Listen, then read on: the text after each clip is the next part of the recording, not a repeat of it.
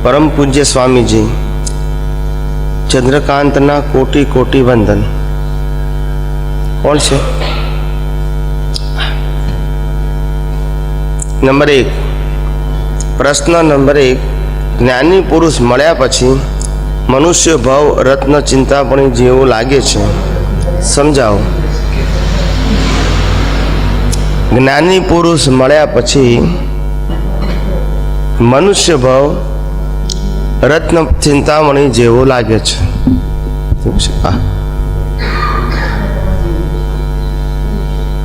कई कहेवाय तो कि रत्न चिंतामणी एटले शुं? रत्न चिंतामणी कोना माटेनो शब्द प्रयोग छे? ए आत्मा माटे छे। शुं छे? कारण के आत्मा माटे एवुं कहेवाय छे जेवो चिंतवे एवो थई जाय छे। ए आत्मानो स्वभाव छे, देहनो नहीं। એટલે એને રત્ન ચિંતામણી કીધું। એટલે મનુષ્ય ભાવમાં જ્ઞાની પુરુષ મળે તો આ દેહની કિંમત વધી જાય। જ્ઞાની પુરુષ મળે એટલે આપણે આપણું કામ કાઢી લેવું। શું કીધું? દુનિયાનું નહીં, આપણે આપણું કામ કાઢી લેવું। બીજા કેટલાને કામ કાઢવું છે એ આપણો વિષય, પણ મારે મારું કામ કાઢવું છે એ તો આપણો વિષય ખરો કે નહીં? બસ એટલે એને રત્ન ચિંતામણી કીધું। એની કિંમત છે। શું છે? પ્રશ્ન નંબર 2 આત્મા નિર્વિકારી છે તો પછી આ જીવાત્મા બધા વિકારી કેવી રીતે થાય છે? આત્મા નિર્વિકારી છે તો પછી આ જીવાત્મા બધા નિર્વિકારી કેવી રીતે થાય છે? નિર્વિકારી છે તો વિકારી કેવી રીતે થાય છે? આત્મા નિર્વિકારી છે પણ જીવો નિર્વિકારી નથી ને, કારણ કે એની દ્રષ્ટિમાં વિકાર છે। શું છે? આત્મામાં નહીં, દ્રષ્ટિમાં વિકાર છે। અને એ વિકારનું બીજ નાખે છે, બીજા અવતારમાં ફળ આવે છે।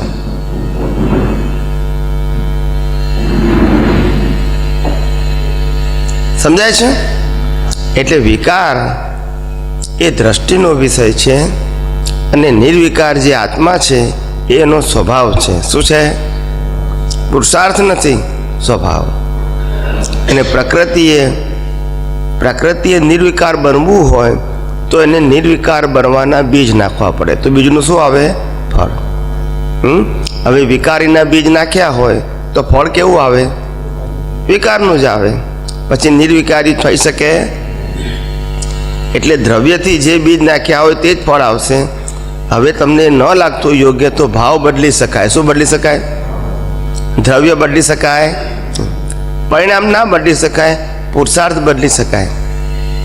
દ્રશ્ય ના બદલી શકાય, દ્રષ્ટિ બદલી શકાય। ક્રિયા ના બદલી શકાય, ભાવ બદલી શકાય। પ્રશ્ન નંબર 3 આ આત્મા જેવો ચિંતવો એવો થઈ જાય છે, એટલે આ ચિંતવનાર કોણ? આ આત્મા જેવો ચિંતવે એવો થઈ જાય છે તો ચિંતવનાર કોણ? ચિંતવનારો પ્રતિષ્ઠિત આત્મા। આત્મા તો આત્મા જ છે।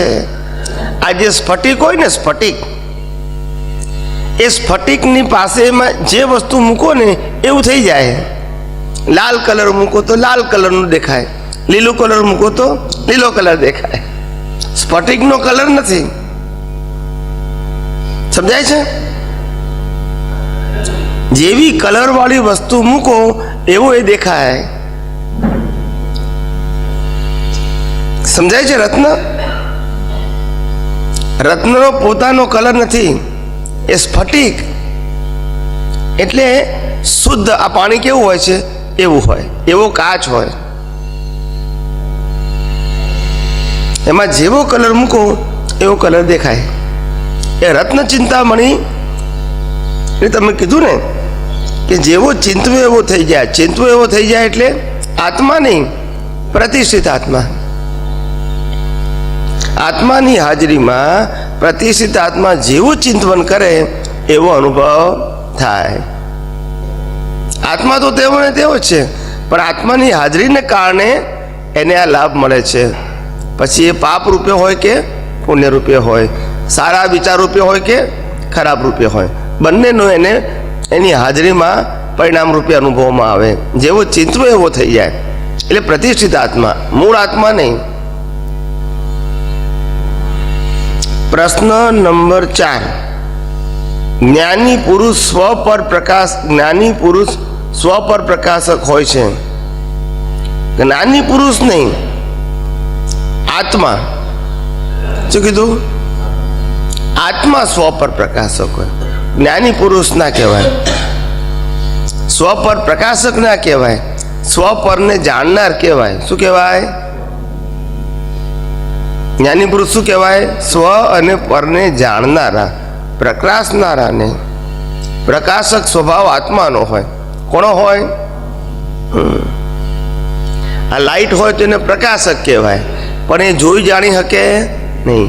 એમ આત્મા પણ પ્રકાશક છે, એની પાસે જોવા જાણવાની શક્તિ નથી. એટલે આત્મા એક જ એવો છે કે જે પ્રકાશક છે. શું છે? સમજાય છે? એમની કૃપા વચ્ચે, એટલે કે દુનિયામાં ઊંચામાં ઊંચું પરમાણુ માટે સમજાવો. એટલે સ્વ પર પ્રકાશક જે આત્મા છે, આત્માની તો કૃપા ના હોય, પણ કૃપા જ્ઞાની પુરુષની હોય. જેને આ જગતની અંદર સનાતન સત્યનો અનુભવ થાય એને જ્ઞાની પુરુષ કહેવાય. ને એ જ્ઞાની પુરુષની કૃપા એ શું કામ કરે? તો કે એ તો બધાને કૃપા સરખી જ ઉતારે. કેવી ઉતારે? કોઈને ઓછી, કોઈને વધતી, એવું કરે તો રાગદ્વેષ કહેવાય. એ કૃપા ઉતારવામાં એમની પાસે ચોઈસ ના હોય. શું ના હોય? કૃપા એટલે કે પોતાનું જે નેચરલ અનુભવ દશા છે એનાથી કલ્યાણ ભાવના કરતા હોય. જીવ માત્ર કલ્યાણને પામો. મારી પાસે આવેલો હોય તો એ વિશેષ પામો, એ પર્ટિક્યુલર ભાવના કરે, પેલી જનરલ ભાવના કરે. આ એમનો ભાવ વ્યક્ત થઈ જાય. એટલે મારે અમને કૃપા આપી છે, અમને કૃપા નથી આપી, એવી ચોઈસ હોતી નથી જ્ઞાની પુરુષ પાસે. પણ એ કૃપાનો લાભ આપણને કઈ રીતે મળે એ પ્રશ્ન છે. તો કે જેટલા આપણે વ્યવહારની અંદર લઘુત્તમ દ્રષ્ટિવાળા હોઈએ. કેવા હોઈએ? વ્યવહારમાં લઘુત્તમ દ્રષ્ટિવાળા, ક્રિયામાં લઘુત્તમપણું નહીં, વાણીમાં લઘુત્તમપણું નહીં, ભાવમાં લઘુત્તમપણું. આ બિલકુલ સમજી લેજો, ગોળ ગોળ ના કરશો પાછા. ભાવમાં, વ્યવહારમાં લઘુત્તમ દ્રષ્ટિ હોવી જોઈએ. લઘુત્તમ દ્રષ્ટિનો મતલબ થાય કે ગમે તેવી નેગેટિવ સર્કમસ્ટાન્સીસ હોય તો પણ મને મારો અહંકાર ઊભો ના થવા દે. શું ના થવા દે? લઘુત્તમ દ્રષ્ટિ. હું બધાનાથી નાનો છું એટલે અહંકાર ઊભો થાય નહીં. આવી લઘુત્તમ દ્રષ્ટિ હોય તો એને કૃપા વરે. શું થાય? અને વ્યવહારમાં ગુરુત્તમ દ્રષ્ટિ હોય. શેમાં? ગુરુત્તમ દ્રષ્ટિ હોય તો કૃપા ફરીને જતી રહે, એને ફાયદો કરે. સમજાયું? એટલે વ્યવહારમાં લઘુત્તમ દ્રષ્ટિ હોય પણ નિશ્ચયમાં ગુરુત્તમ દ્રષ્ટિ જોઈએ. Counter weight. ખ્યાલ આવ્યો? વ્યવહારમાં લઘુત્તમ દ્રષ્ટિ, નિશ્ચયમાં ગુરુત્તમ દ્રષ્ટિ. આત્મે કરીને મારાથી કોઈ મોટું નથી અને અહંકારે કરીને મારાથી કોઈ નાનું નથી. શેના કરીને? કારણ કે નડે તો અહંકાર ને. આ શરીર ક્યાં નડે છે? અહંકાર નડે છે. હું મોટો છું. સમજાય છે ને? અહંકારે કરીને વ્યવહારમાં લઘુત્તમ અને નિશ્ચયમાં ગુરુત્તમ. હવે તમને એવું લાગે કે સ્વામીજી આવું શું જરૂર છે? આપણે વ્યવહારમાં લઘુત્તમ, નિશ્ચયમાં ગુરુત્તમ, એવું જરૂર છે આપણે બે દ્રષ્ટિ રાખવાની? એક દ્રષ્ટિ રાખીએ તો ના ચાલે? કે વ્યવહારમાં લઘુત્તમ રહીએ તો ના ચાલે? તો જ્ઞાની પુરુષ કહે છે ના, મોક્ષે જવું હોય તો ના ચાલે. સંસારમાં સારા ગુણ તરીકે બરાબર છે કે લઘુત્તમ દ્રષ્ટિ હોવી જોઈએ. સારા ગુણ તરીકે મોક્ષે જવા માટે બે દ્રષ્ટિ હોવી જોઈએ. પણ કે બે કેમ જરૂરી છે? વ્યવહારમાં લઘુત્તમ અને નિશ્ચયથી ગુરુત્તમ. આવું કેમ? તો કે આ બે દ્રષ્ટિ હોય તો જ ભીખ અને ભય જાય. શું થાય? નહીં તો જાય ભિખારી પણ રે, મારે કઈ પ્રાપ્ત કરવાનું છે. ભય ઉત્પન્ન થાય, કશું જતું રહેશે તો. પણ ગુરુત્તમ પણ હોય નિશ્ચયથી, એટલે ભીખ અને ભય રહે. સમજાય છે? અંદર અંદર ભાવમાં મેં કીધું ને, વ્યવહારમાં લઘુત્તમ પદની દ્રષ્ટિ એટલે જેમાં વાણી ક્રિયાનો સમાવેશ થતો, ફક્ત ભાવનો સમાવેશ થાય છે. શેનો થાય છે? ભાવથી ઇન્ટુ ઇન્વર્ટેડ કોમામાં અહંકારથી લઘુત્તમ રહેવાનું છે. શેનાથી? એટલે જ્યાં આપણો ભાવ બગડે છે બીજા માટે ગમે તે જગ્યાએ, એ ત્યાં લાગુ પડે છે. ભાવમાં ગુરુત્તમપણું છે એટલે અથડામણ છે. શું છે? ભાવમાં ગુરુત્તમપણું છે. મને આવું કીધું, મને આવું લાગે છે, મને આમ કેમ થયું, એ ગુરુત્તમપણાનો અહંકાર છે. એ અહંકાર આપણે વાળવાનો છે કે ભાઈ હું તો લઘુત્તમ છું. એટલે જો અહંકાર હોય ને એ ઉછળે નહીં. શું ના થાય? મિત્ર ઉછળે.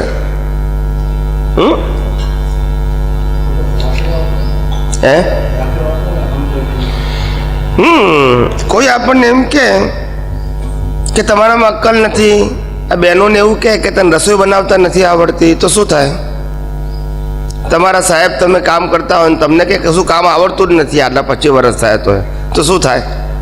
અહંકાર ઉછળે કે ના પૂછે? એને ઘા વાગે કે નહીં? એ ઘા કેમ વાગે છે? કારણ કે હું કંઈક જાણું છું એનો કેપ છે, અથવા હું કંઈક કરી શકું છું એનો કેપ છે. ત્યારે જ્ઞાની પુરુષ કે ભાઈ તું કંઈ જાણે છે અને તું કંઈ કરી શકે છે, એ માત્ર કુદરતી સત્તાને આધીન છે. તારી સ્વતંત્રતા તું ખાલી માની બેઠો છું. શું કીધું? અહીંયા કેપ ચડે છે, ખબર પડી કે આ કે પછી ખ્યાલ આવે છે કે આ તારા હાથમાં કશું જ નથી. તો એ લઘુત્તમ થાય અથવા તો ના થાય, પણ બનવું એ આપણી સ્વતંત્રતાને આધીન નથી. સાહેબે આપણને કીધું હોય કે તને 25 વર્ષ થયા તોય કશું આવડતું, અને અહીંયા વહુને પણ સાસુએ કીધું હોય કે તને રસોઈ બનાવતા આવડતી નથી. આ બંને વાક્યો અલગ અલગ સમયે અલગ અલગ વ્યક્તિઓને કીધા હોય તો આપણો અહંકાર જે છે એ એવું કહે છે કે હું કંઈક જાણું છું, મને કંઈક આવડે છે. તો જ્ઞાની કહે છે બસ એ અહંકારને લઘુ કરવાનો છે. શું કરવાનું છે?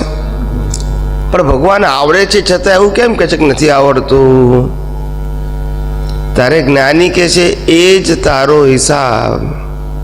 શું કીધું? એ જ તારો હિસાબ. હિસાબને આધારે વ્યક્તિ બોલે છે, વ્યક્તિને આધારે હિસાબ નથી.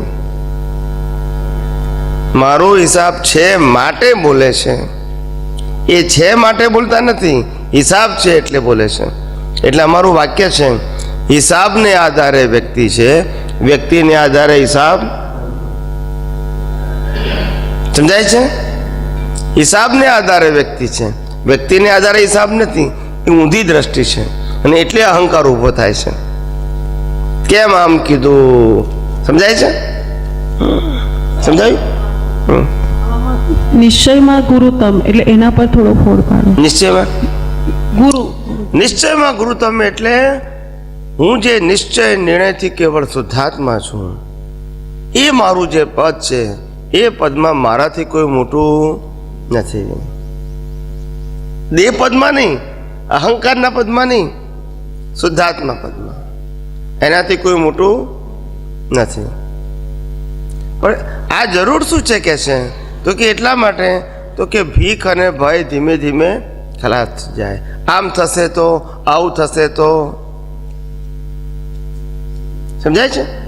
એટલે ભીખ અને ભય ખલાસ કરવા માટે આ જરૂરી છે. અહંકાર માટે નહીં, ભીખ અને ભય ખલાસ કરવા માટે. ને અહંકાર કેવો હોવો જોઈએ વ્યવહારમાં? લઘુત્તમ. આગળ અચિંત્ય ચિંતવન એટલે શું? અચિંત્ય ચિંતન સમજાવો. અચિંત્ય ચિંતન એટલે શું કહેવાય? આત્માનું ચિંતન. શેનું? આત્માનું ચિંતન કરવું એટલે શું? આત્માના ગુણોનું ચિંતન કરવું, આત્માના સ્વભાવનું ચિંતન, આત્માના અસ્તિત્વનું ચિંતન. હું અવિનાશી છું, ગુણો એના, હું અનંત જ્ઞાન વાળો છું, હું અનંત દર્શન વાળો છું, એ બધા ગુણો.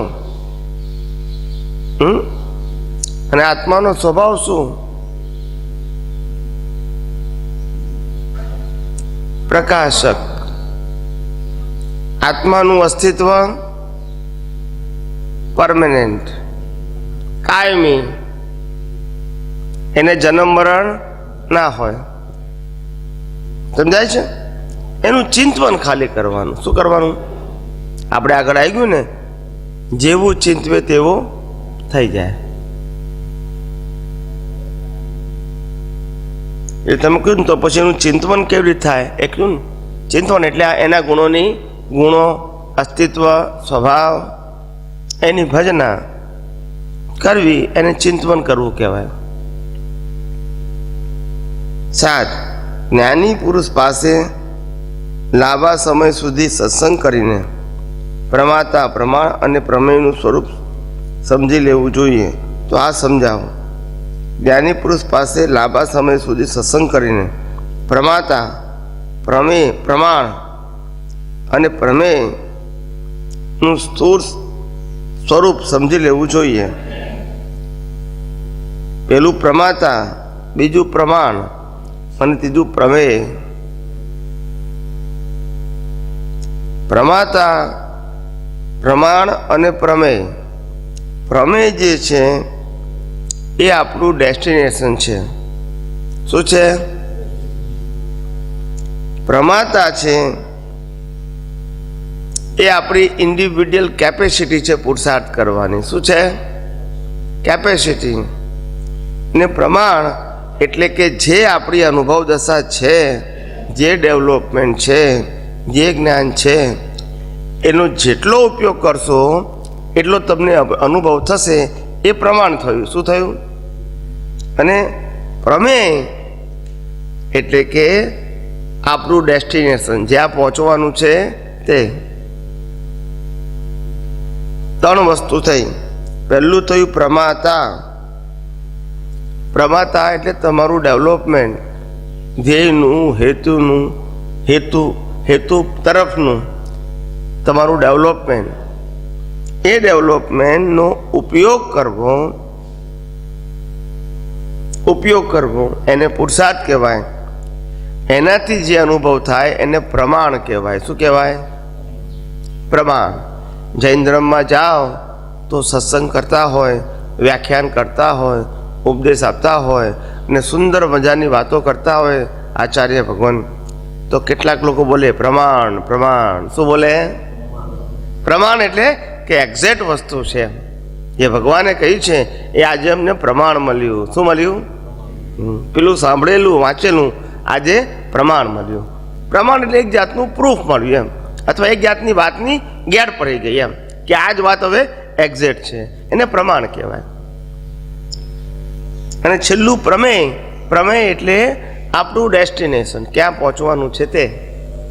એટલે જેમ જેમ અનુભવ થાય, એનો ઉપયોગ થાય, એમાં આપણને પ્રમાણ મળતું જાય.